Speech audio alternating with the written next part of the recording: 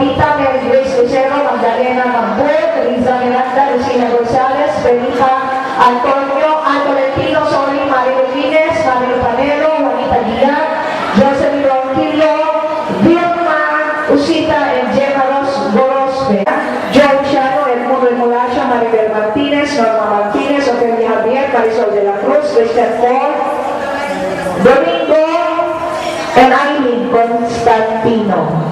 That would be a group headed by Ma'am Mercy Benedicto.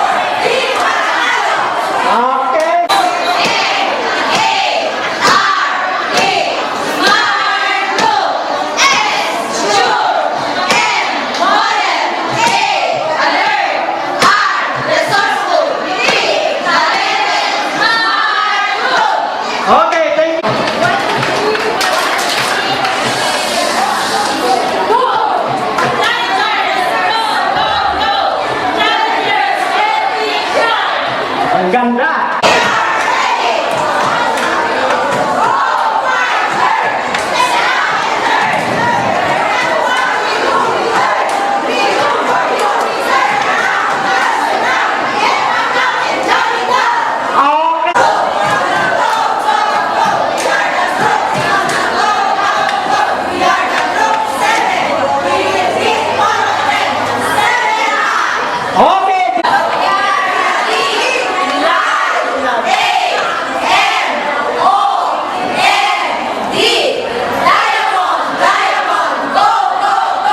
Okay.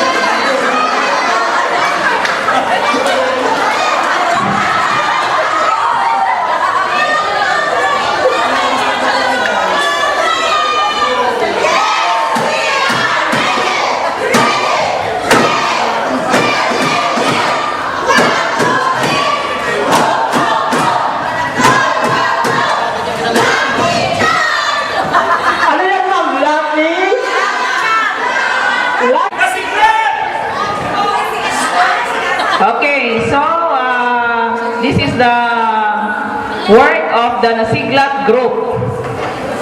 Under knowledge, we have mastery of the subject matter. Next, application of appropriate instructional materials. Next, application of appropriate methods and strategies. Skills, provide manipulative materials.